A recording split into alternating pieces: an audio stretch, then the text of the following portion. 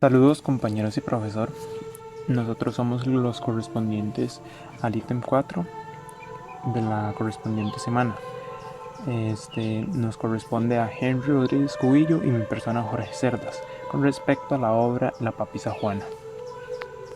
Este video consiste en el análisis de temas específicos de la obra La Papisa Juana, la mujer que fue papa, del autor Alain Bourdieu. Socializaremos con 3 temas en concreto, iniciando con ritos, abarcando parte de la situación de la mujer y finalizando con el papel de los papas. Grosso modo, la historia de la papisa se centra en una mujer que a base de engaños y haciéndose pasar por un hombre llegó a ocupar el puesto de notario de la curía y luego cardenal y por último de papa. La veracidad de esta historia es discutida, pasando a formar parte de las leyendas que se extendieron durante la Edad Media. Ritos. Rito de verificación de la virilidad. Uno de los principales ritos que se logró rescatar de esta lectura es el de la verificación de la virilidad, el cual consistía, según Bourdieu, en que se utilizara una silla perforada, en donde se debía sentar al Papa y 2 clérigos dignos de crédito tendrían la obligación de tocarle los testículos y dar testimonio de su virilidad. Una vez terminado el rito, continuaba con la consagración del nuevo Papa. Bourdieu, página 26. Rito de la cornomanía.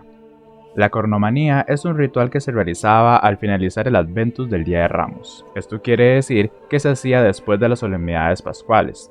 El autor lo compara con la fiesta de los locos o la fiesta de los asnos del 1 de enero, que se hacía después de la celebración de Natividad. Dentro del ritual de cornomanía se realizaban actividades como honrar a los asnos de la fiesta, pero Bourdieu señala que lo hacían de una forma casi pagana, incluso considerándose como liberalismo devoto. Bourdieu, páginas 77-78. Este ritual carnavalesco tuvo sus inicios en base a textos evangélicos, donde se dice que Jesús entró a la ciudad de Jerusalén montado en un asno, que era considerado uno de los animales más humildes, por ende se alababa a este animal. Rituales similares eran comunes durante la Edad Media. En la lectura de Wickham, Europa en la Edad Media, una nueva interpretación, en el capítulo 10, donde se define la sociedad en Europa, en la página 324, se señala que los ritos eran fundamentalmente de carácter religioso, en la práctica total de los casos. Se dice que en todas las zonas del continente y no solo en las ciudades se organizaban procesiones de forma habitual, en las fechas religiosas más señaladas. Lo cierto es que muchos núcleos urbanos estarán llamados a convertirse además en la base de un refinamiento ceremonial notable. Páginas 324-325. Ritos funerarios. Este rito consistía, según Bourdieu, en el saqueo de los bienes y de los restos mortales del Papa, recién fallecido, por parte del pueblo romano. Esto en la página 95. Esta rara costumbre era practicada desde los inicios del cristianismo, por lo que Bourdieu indica que no se podía identificar de una manera clara el propósito de este. Esto se puede relacionar estrechamente con lo dicho por Le Goff en su obra La civilización del occidente medieval, en el capítulo 1, las estructuras espaciales y temporales de los siglos X y XIII, donde menciona que desde los más sabios hasta los más ignorantes, todos muestran una misma visión, aunque escalonada, del universo. Una cristianización extraída en mayor o menor medida de viejos símbolos y mitos paganos. Se personifican las fuerzas naturales de una extraña cosmografía. Le Goff, página 114. En síntesis, el cristianismo desde sus inicios se vio influenciado por las sociedades paganas. Un ejemplo preciso es el que se nos muestra por Le Goff en esta misma lectura, donde indica que, en práctica, los clérigos medievales hallarían muchos medios de aprovechar los libros paganos, satisfaciendo su conciencia de una forma bien sencilla. Así, en Cluny, el monje que consultaba en biblioteca un manuscrito de un autor antiguo debía rascarse la oreja con un dedo del mismo modo que un perro se rasca con la pata, porque, en efecto, derecho al infiel se le compara con este animal. Legoff, página 98 y 99. La situación de la mujer en la Edad Media. La situación de la mujer durante la Edad Media era difícil. El pensamiento limitado y la influencia de la Iglesia acabaron por menospreciar y excluir de forma inconcebible la figura de la mujer, donde era catalogada como un ser inferior, el cual en muchas ocasiones representaba la impureza con su sola presencia. Durante la Edad Media, se dice que el hombre y no la mujer es la imagen de Dios por 3 razones. De igual modo que Dios es único y todo deriva de él, así en un principio solo se creó el hombre. Segundo término. De igual modo que el origen de la Iglesia brota del costado de Cristo durmiente en forma de sangre y agua, así se formó Eva de la costilla de Adán dormido. En tercer lugar, de igual modo que Cristo manda a la Iglesia y la gobierna, así el hombre manda a la mujer. Bourdieu, página 42. Ahora bien, el origen de esta forma primitiva de pensamiento radica ni más ni menos que en los escritos bíblicos, según señala Legoff en la página 152 de su libro La civilización del Occidente medieval. Las civilizaciones medievales consideraban desde el momento en que la mujer fue creada traicionó enseguida. A la hora de tercia, el hombre que acababa de ser creado impuso nombres a los animales. A la hora sexta, la mujer apenas formada comió inmediatamente el fruto prohibido y ofreció la muerte al hombre, que por amor a ella también comió. Muy pronto, a la hora nona, el Señor los expulsó del paraíso. Entonces el pensamiento de los hombres durante la Edad Media se basaba, según el mismo Legoff, en llevar hasta límite la exigencia alegórica y exagerar su celo a la hora de formar pie de la letra de noticia de las escrituras. En resumidas cuentas, el hombre actuaba de esta forma a razón del llamado pecado original.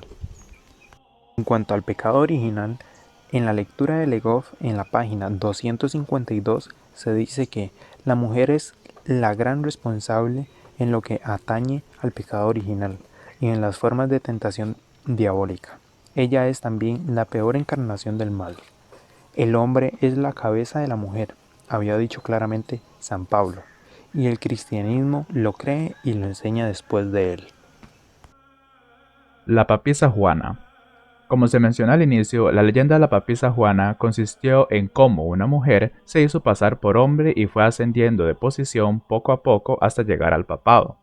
Ahora bien, sabemos la posición de la mujer en la época medieval, así como la perspectiva de la Iglesia, por lo cual es de esperarse un total escándalo que la Iglesia pasara por alto tan importante detalle. A su vez, esto repercutió en la creación de ritos como el ya mencionado, sobre la verificación de la virilidad. Historia de la papisa.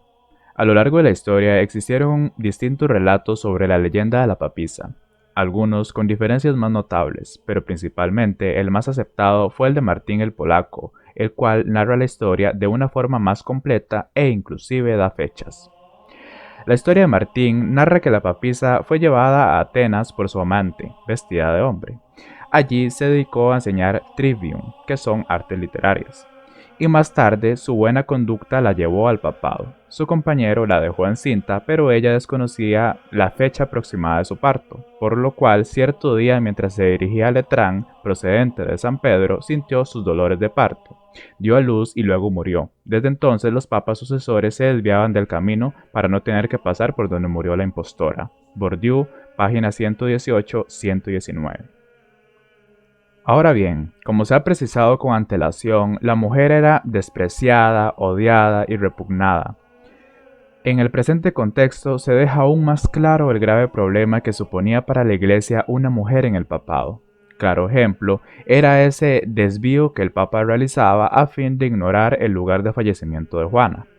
Para la Iglesia era inadmisible tan grave error. En la lectura de Fossier, Gente en la Edad Media, se deja aún más claro este hecho. Fossier menciona en la página 79 que los juicios eran juicios de hombres sin mujeres y el mundo cristiano solo los escuchaba a ellos.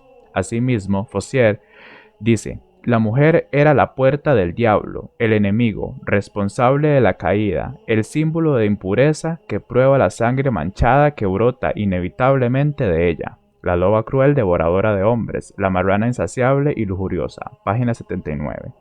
La leyenda de Juana, de ser veraz, suponía no solo el hecho del engaño, la fornicación, o el simple hecho de que las mujeres en la época no escribían, tal y como lo dice Fossier en la página 40.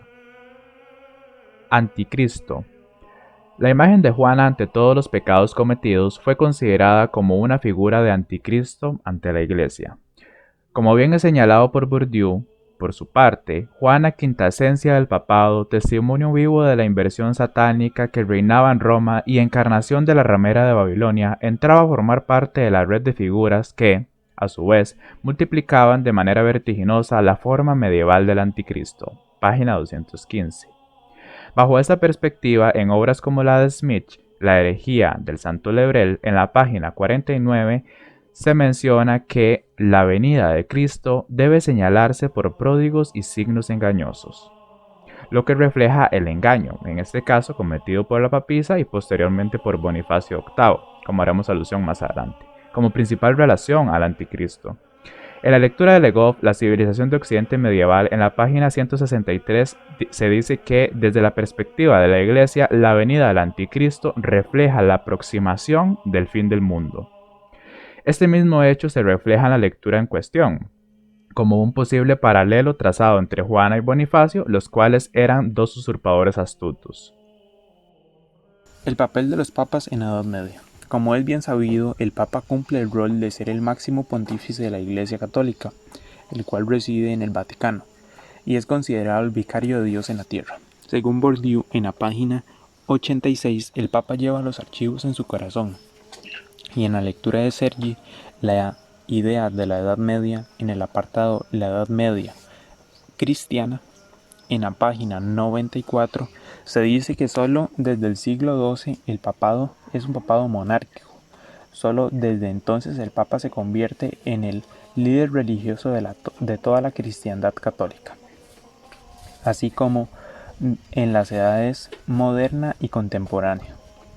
De igual forma, Sergi indica que antes del siglo XI el Papa jugaba un papel menor, pues solo cumplía con el rol de ser obispo de Roma y controlaba con una primacía de honor. Página 94. Cabe recalcar que el Papa solo tuvo mayor aceptación e importancia luego del siglo XI, como bien lo indica Torres en su obra, La conformación de las relaciones vasallo-feudales en Europa Occidental, en la página 68, donde nos dice que la aceptación del cristianismo era la aceptación de una forma específica de publicidad, de división de poderes, de reglas de sucesión y herencia, además de la adquisición de obligaciones y la aceptación de la supremacía de ciertas figuras de poder, como el Papa luego del siglo XI. Coronación papal. Según Bourdieu, en la página 87, desde Nicolás II en 1059 los papas se coronan.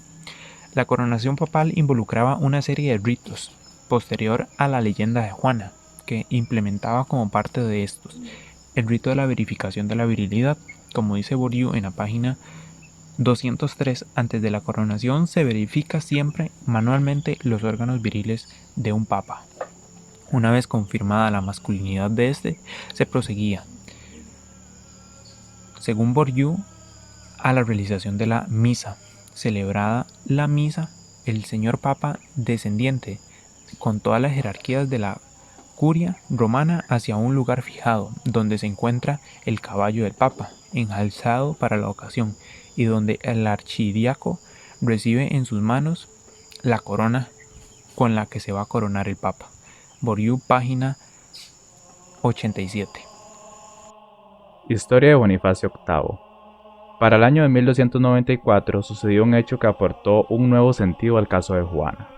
Según Bourdieu, en 1294 y después de 27 meses de sede vacante por falta de un acuerdo en elección de un papa, el cónclave decide llevar a la silla pontificia a un anciano de 85 años de edad llamado Pedro de Monroy. Página 141. El nuevo papa llevará como nombre Celestino V, pero un inesperado evento lo llevaría a durar poco en esta posición, pues el cardenal Benito Cayetano tenía otros planes en mente. Bourdieu indica que este astuto cardenal, lleno de malicia, envió durante la noche a unos niños al tejado de la mansión donde reposaba el pontífice. Estos llamaban al pontífice y le decían que se encontraban en un estado peligroso, a punto de perder su alma, y que solo podían salvarla abdicando. Entonces el pontífice, al oír estas voces que él creía procedían de ángeles, y después de consultar con los cardenales, abdicó, y el maestro Benito Cayetano, inventor de este engaño, fue elegido para el pontificado supremo. Bourdieu, página 143. Para el año de 1294, precisamente el 13 de diciembre, el antiguo cardenal Benito Cayetano pasó a ser el nuevo papa Bonifacio VIII. Se dice que Bonifacio VIII, conocido como el Papa Malo, era comparado con Juana, precisamente porque ambos llegaron al papado a base de engaños. Por ende, ambos eran pseudopapas. Más adelante, en la misma lectura de Bourdieu, se dice que este papa propugnaba contra el rey de Francia, Felipe el Bello, página 142. Lo que se puede relacionar con distintos materiales de clase. Por ejemplo, en la lectura de Le Goff y Turung, una historia del cuerpo en la Edad Media, se dice que, en el terreno de la simbología política del corazón, la costumbre de los reyes y poderosos de repartir los cuerpos después de la muerte multiplicaba la erección de tumbas del corazón. Felipe el Hermoso, en su conflicto con el papado, practicaba una auténtica política de corazón. Página 110. Por su parte, en lecturas como la de Wickham, se hace mención de este tema desde una perspectiva más amplia. Nos dice en la página 240, Felipe demostró tener la influencia suficiente como para realizar con éxito un puñado de golpes maestros verdaderamente notables, entre los que destaca tanto la erradicación coordinada del orden militar, de los templarios y la incautación de sus tierras, conseguida mediante la celebración de una serie de juicios emanados entre los años de 1307 y 1314, como el envío en 1303 de un pequeño contingente armado a Italia para arrestar al Papa Bonifacio VIII en Anagni, el este de Roma, tras conocerse que el pontífice había denunciado el ascendente moral del rey y proclamado contar con más autoridad que él. Como vemos, el principal problema entre estas dos figuras radicaba principalmente en el nivel de poder con el que contaban. Un ejemplo notable de esta riña es el mencionado en la lectura de Le Goff, El nacimiento del purgatorio, donde se dice que el Papa Bonifacio VIII inició la celebración del jubileo, precisamente como una forma de demostrar que tenía mayor poder frente al rey. Le Goff señala puntualmente en la página 379 que en aquel año el Papa Bonifacio VIII, embarcado ya para entonces en su lucha con el rey de Francia Felipe el Hermoso, y a través de él con la sociedad cristiana laica que soportaba cada vez peor el yugo pontificio, convocó por primera vez a todos los fieles a Roma para la celebración del jubileo, en recuerdo de la ley mosaica expresada en el capítulo 25 del Levítico. Separando esta historia de Bonifacio y todo lo que implica en su disputa contra Felipe el Hermoso, es importante centrarse en el origen de su importancia en relación a la lectura principal de análisis. Como se ha mencionado, este implicaba una estrecha relación con Juana, por el simple hecho de acceder a su poder como pontífice mayor a base de engaños. Conclusiones. A modo de conclusión se rescatan 3 puntos importantes. El primero, en relación a los ritos. Tanto en la lectura principal de análisis como en el material de curso, se puede asegurar que el paganismo influyó enormemente en el catolicismo, a lo que se refleja en escritos de Le Goff, en la lectura de La civilización del occidente medieval y en la lectura de Wickham, Europa en la Edad Media. Una nueva interpretación. En cuanto a la situación de la mujer, como se ha discutido anteriormente, Esta, a lo largo de la Edad Media, atravesó numerosas críticas, insultos y llevándola a la sumisión ante el hombre. Como se ha estudiado, la Iglesia jugó un papel importante en cuanto a la divulgación de distintas perspectivas machistas que culpabilizaban a la mujer como la principal culpable de la mayor desgracia desde el inicio de los tiempos, catalogada como la peor encarnación del mal, y era de esperarse que la exigencia de una papisa y bajo el contexto de la leyenda fuera depudiada por la Iglesia, considerándola entonces como un pseudopapa y llegando al extremo de referirse a ella como un anticristo. Para finalizar, en el tercer punto es notable la existencia de otros pseudopapas, como en el caso de Bonifacio VIII, el cual se relaciona estrechamente con el hecho de que ambos llegaron al poder mediante falsedades. La obra de Bourdieu, independientemente de la veracidad de la leyenda de Juana, engloba una forma completa de los diferentes factores que incidieron durante la Edad Media, tanto a nivel social como a lo interno de la religión.